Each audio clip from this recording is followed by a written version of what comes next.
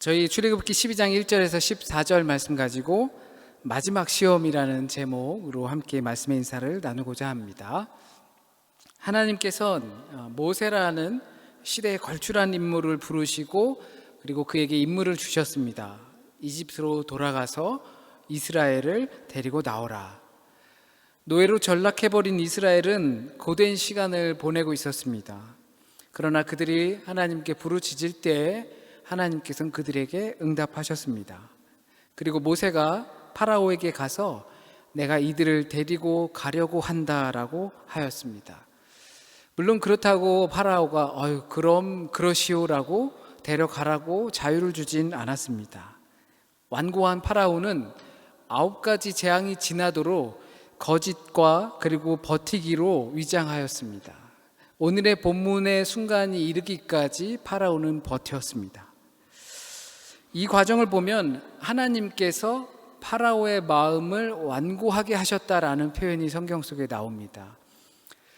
하나님께서 파라오의 마음을 완고하게 하셨다라는 것은 하나님께서 이 9가지의 재앙을 보여주기 위하고 마지막 10번째 재앙을 그들에게 던져주는 의미가 있다라는 것을 뜻합니다. 그래서 오늘 본문 말씀에 또 이집트의 모든 신을 멸한다라는 표현을 들어 쓰고 계십니다. 이 9가지의 재앙은 이집트의 신을 멸하는 필수적인 과정이었습니다.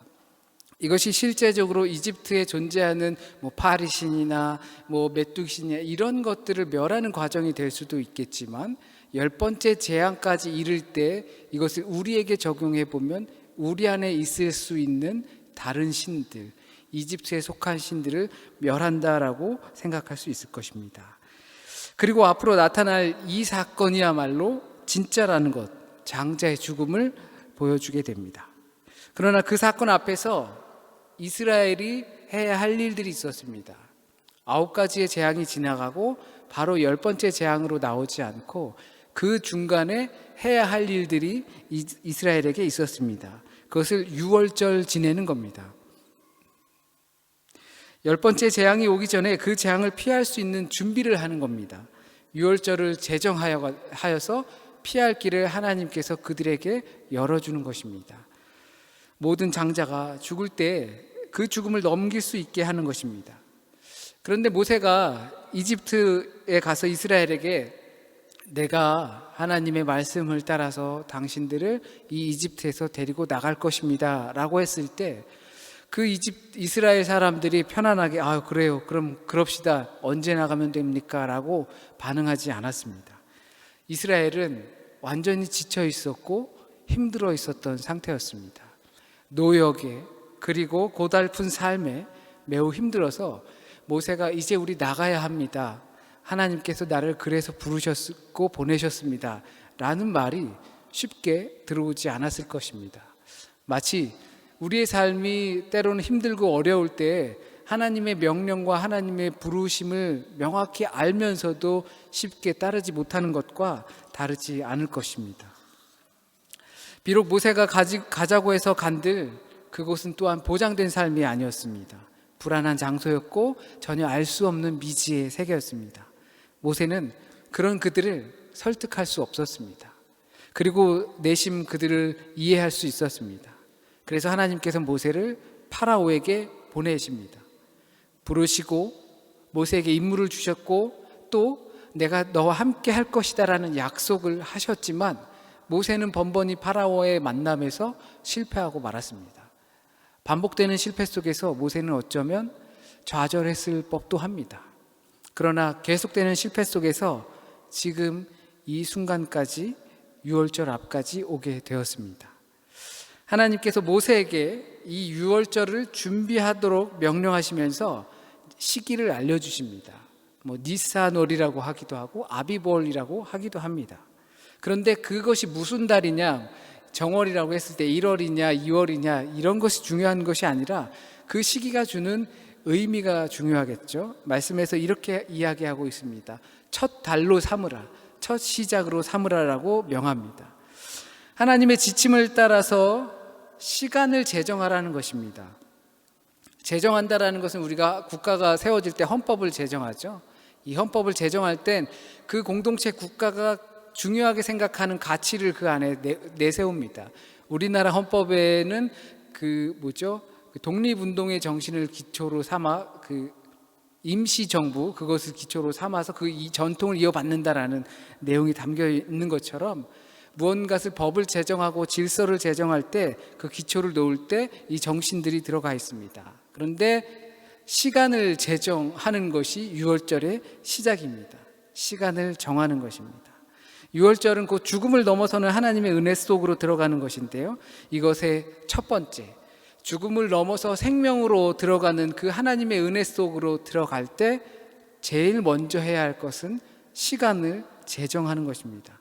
시간을 정비하는 것이 우선이 됩니다.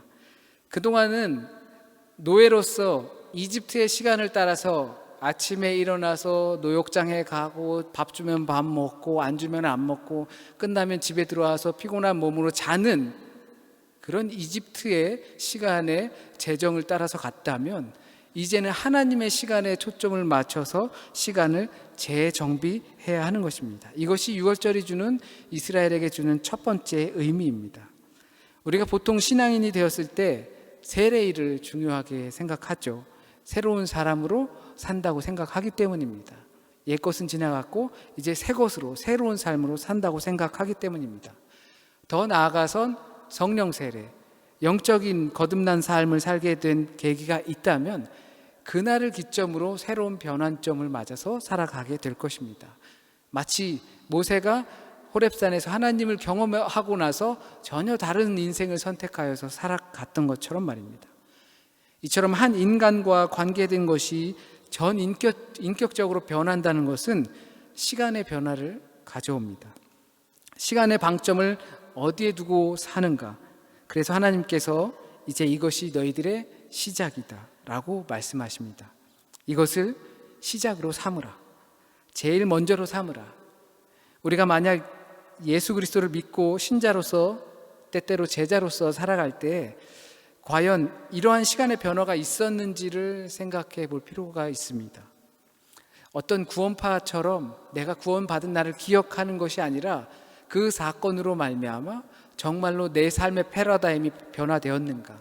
그 사건으로 말미암아 내 시간의 순서가 그전과는 다른, 이집트의 시간과는 다른 시간으로 살고 제정하게 되었는가라는 것을 살펴보아야 합니다. 영화 감독 중에 영화를 만들 때마다 시간을 소재로 해서 잘 만드는 감독이 있습니다. 최근에 영화 또 하나 나왔습니다. 크리스토퍼 놀란 감독이 영화를 또 만들었죠. 그분의 영화를 보게 되면 그 안에서 시간을 소재로 해서 영화를 만들곤 합니다. 그 안에 보면 집단의 시간이 있고 그리고 한 개인의 시간이 있습니다. 무리 속에서 시간이 있고 그리고 그들 중에 홀로만의 시간이 있기도 합니다. 무리들은 다 멈춰 있기도 하고 혼자는 움직이기도 합니다. 무리들은 뒤로 가고 혼자는 앞으로 가기도 합니다. 마치 기차 안에서 빛을 보는 시간과 기차 밖에서 빛을 보는 시간이 서로 다른 것처럼 일반 상대성 이론과 같이 우리는 다 각자 다른 시간 속을 살아가고 있습니다. 무리 속에 살아가도, 대중을 따라서 같이 그 흐름 속에 살아가도 독보적으로 살아가는 개인이 있다는 것입니다. 누구에게나 주어진 시간이어도 자기만의 시간을 사는 사람이 있습니다. 하나님의 역사가 내 안으로 들어와서 나의 삶을 사는 사람이 분명히 있습니다. 우리는 이것을 카이로스의 시간이라고도 합니다. 이집트의 카이로가 아니고 카이로스의 시간이라고 합니다. 모두에게 주어진 동일한 그러한 시간들 속에서 하나님의 시간을 살아가는 사람입니다. 나와 하나님과의 관계 속에서 의미 있는 시간을 살아가는 사람들입니다. 지금 이스라엘에게 주신 이것이 너희의 시작이다 라고 하시는 그것이 바로 이와 같은 의미라고 생각합니다. 우리는 정해진 시간 다 똑같이 살아갑니다. 지난 한 주간 동안 어느 분 하루가 25시간이었던 적 있습니까? 그 가운데서 동일한 주어진 시간을 우리가 살아가지만 하나님과의 교제함으로 내 삶의 순위가 바뀌고 그리고 그것으로 내 삶이 재정비되는, 재정되는 그런 시간을 갖는 건 나 개인에게 달려 있는 것입니다. 오늘 저와 여러분의 그런 시간이 있어지길 원하고 또 그것이 무엇인지 생각할 수 있는 시간이 되길 진심으로 바랍니다. 그리고 유월주를 준비할 때 빠지지 않는 것이 있습니다. 양을 준비하는 것입니다. 양을 준비해서 먹도록 하셨습니다. 양을 준비할 때 가족의 수에 맞게끔 준비하라고 하십니다. 그때는 유목민이었기 때문에 우유를 짜서 그것을 치즈로 만들기도 하고 그들이 먹기도 하고 하는데 그 고기를 먹는다는 것은 매우 어려운 일이죠. 500년 전 조선 왕조 시대죠. 그때만 해도 세종대왕이 소고기를 그렇게 좋아했다면서요. 근데 소고기를 마음 편하게 지금처럼 먹을 수 있는 시절이 아니었어요. 그때도 역시 유목민들 역시 양을 키우고 있다고 해서 마음껏 먹을 수 있는 사정이 아닙니다. 그러니까 그 양을 잡아서 한 집에서 양 한 마리로 부족할 것 같거나 또는 남을 것 같으면 다른 이웃들과 합쳐서 함께 한 끼를 해결할 수 있게 하는 것입니다. 양을 할 수 없는 가족이 있을 수도 있고 또는 넉넉하게 있는 사람들도 있을 수 있을 겁니다. 그들이 같이 그 절기에 참여하는 것입니다. 비록 그들의 신분이, 우리의 신분이 노예로 전락했지만 이 모든 과정이 하나님께서 자신의 약속한 백성을 구원하시기 위한 길이라는 것입니다. 거기에 함께 동참해야 합니다. 그러면서 성경은 이들을 이스라엘 회중이라고 부릅니다. 그 양을 잡아서 절기에 참여하려고 할 때 회중이 그것을 함께 하는 것입니다. 회중을, 여러분들을 회중이라고 말합니다. 공동체가 함께 한다는 겁니다. 한국의 비열한 거리라는 영화 중에서 보면 잘생긴 배우 조인성이 두목으로 나오는데요. 거기서 식구란 무엇인지 아느냐라고 하면서 조직원들에게 묻습니다. 그러면서 말해주기를 식구는 같이 먹는 것이다 라고 표현합니다. 먹을 시기에 입구잖아요. 같이 한 입에 먹는 것이죠. 누가 더 많이 벌어오고 누가 더 적게 벌어와도 그것을 한 식구가 같이 나눠 먹는 것입니다. 비록 이스라엘 민족들이 그 유월절, 그러니까 단순한 절기가 아닌 하나님께서 백성을 구원하시는 그 절기에 나 혼자 먹는 것이 아니라 먹을 것을 나누며 함께 먹는다는 것입니다. 어떻게든 혼자 살아보려고 하는 것이 아니라 이 난관을 어떻게 함께 헤쳐나가려고 하냐는 것입니다. 비록 우리 집에 양이 없었다 하더라도 이스라엘 온 회중이 그 양을 함께 잡는 겁니다. 그렇기 때문에 이 회중들은 혈연이나 문화적인 공동체로 이루어진 것이 아니라 그것을 뛰어넘는 공동체입니다. 하나님의 구원 사역에 들어가는 예배 공동체입니다. 예배의 밥은 서로 나눠 먹어야 맛있습니다. 혼자라고 생각하지 마십시오. 하나님께서 함께를 주셨습니다. 누구는 고시를 준비하느라, 누구는 시험을 준비하느라, 누구는 졸업을 준비하느라, 누구는 취업을 준비하느라, 누구는 체류를 준비하느라, 누구는 갑자기 아프고 근심이 많고 걱정이 없어서 그것도 걱정이고, 이러한 것들을 공동체 안에서 함께 나눠 먹는 것입니다. 저와 여러분 그리고 각자 간에 학연이 있습니까? 지연이 있습니까? 아니면 혈연이 있습니까? 이것을 회중이라고 볼 수 있습니다. 그러나 이 공동체는 함께이면서 또한 따로입니다. 각각 개인이면서 이 절기에 참여하는 자에게는 또한 함께입니다. 개인적이면서 동시에 집단적입니다. 무리의 시간, 누구에게나 주어진 시간을 살면서 나 개인적으로 의미 있는 시간을 보내는 것과 같습니다. 양의 피를 문설주와 인방에 바르는 행위는 지극히 개인적인 행위입니다. 죽음의 그림자가 그들 집에 찾아왔다가도 양의 피를 보며 지나가기 때문입니다. 집단이라는 단체 속에 속해서 구원받는 것이 아니라 내 집 입구에 표식이 있어야 한다는 것입니다. 이것이 집단이면서 개인입니다. 공동체 안에서 우리가 그것을 나누면서 위로받고 때로는 안식을 얻을 수 있을 것입니다. 하지만 구원을 바라는 개인은 별개라는 것입니다. 그 문을 들어가는 시작점에 표식이 있어야 합니다. 그래서 한국에서 아파트나 대문들 보시면 이 집은 어느 교회 성도의 가정입니다. 이런 거 붙여놓는 것들 있죠. 어쩌면 이것을 유래해서 나오지 않았을까 생각해 보기도 합니다.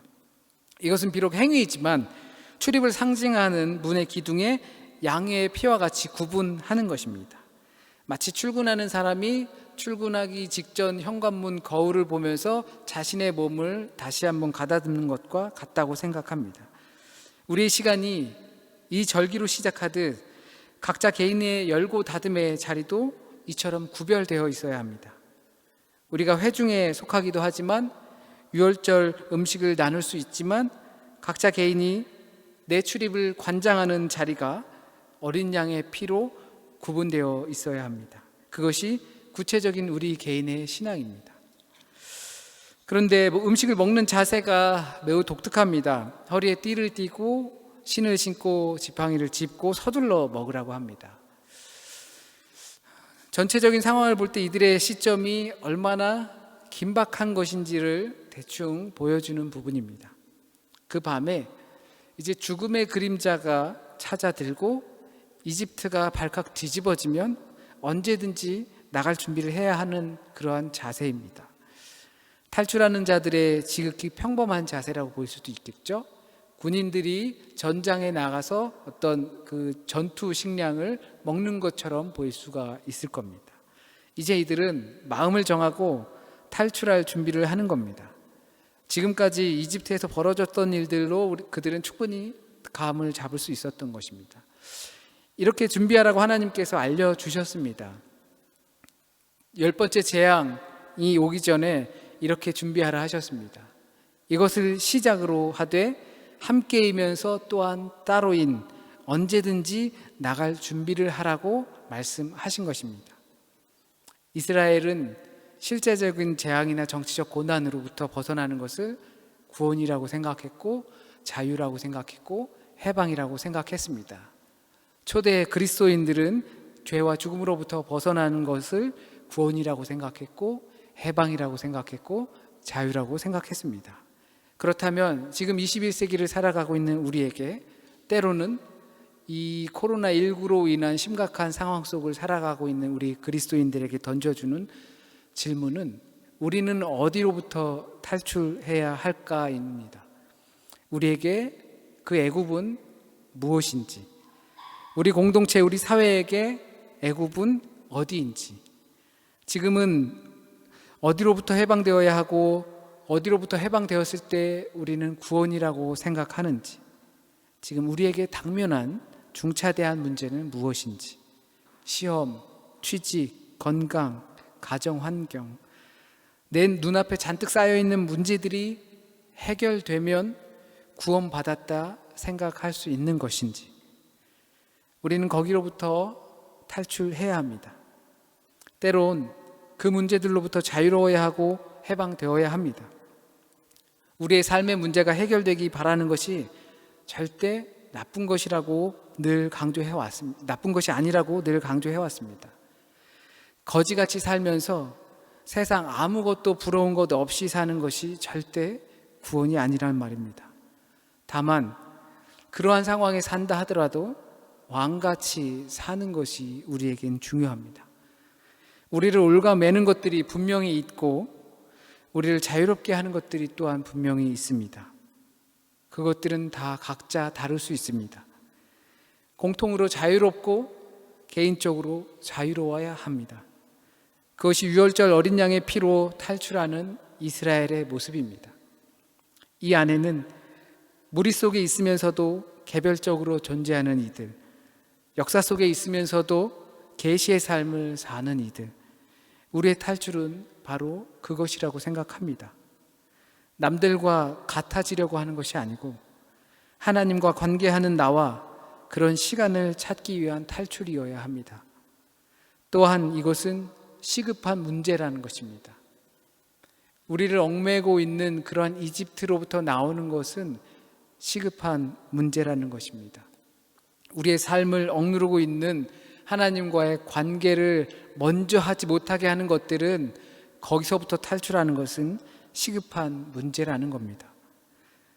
무리로서 살 것인지 나로서 살 것인지, 십자가 앞에서 사는 것은 무리 속에서 나로서 사는 겁니다.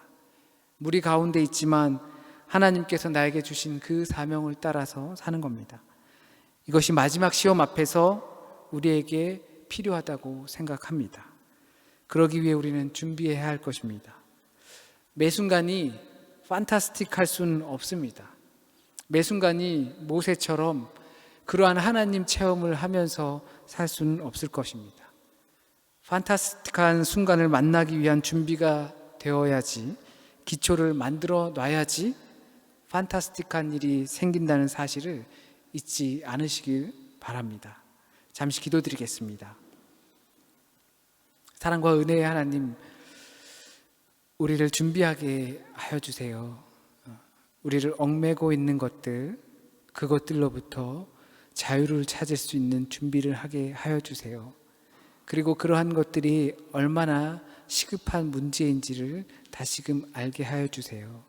하나님의 시간으로 재정할 수 있게 하시고, 그 삶이 무리들 가운데서 살아간다 하더라도 그 무리들과 같지 않은 십자가 앞에 선자와 같은 삶이 될 수 있게 인도하여 주세요. 그 삶이 비록 우리의 환경을 남들처럼 돋보이게 하지는 못할지라도 그 가운데 왕 같은 자로 살아갈 수 있도록 우리를 인도하여 주세요. 무엇보다 유월절 어린 양의 피로 우리의 출입을 관장할 수 있고 거룩히 구별할 수 있도록 하나님 우리를 인도하여 주세요. 우리의 삶의 시작도 예수 그리스도시요, 우리의 삶의 끝도 예수 그리스도가 될 수 있도록 우리를 인도하여 주세요. 하나님, 혹시라도 잘못 전해진 말씀 있으면 이 시간 우리와 하나님께서 나누고자 하시는, 그리고 우리에게 전하시고자 하는 말씀만 남게 하셔서 온전히 뿌리 내리고 또한 열매 맺게 주님 인도하여 주세요. 여러 가지 사정으로 함께 예배드리지 못하고 온라인으로 예배드리는 주님의 자녀들 귀하게 여겨주시고, 어떠한 환경 속에서도 마음을 정돈하고 중심을 바르게 잡고 하나님을 향한 마음이 될 수 있는 시간을 늘 보낼 수 있도록 인도하여 주세요. 모든 말씀 우리 주님 예수 그리스도의 이름으로 기도드립니다. 아멘.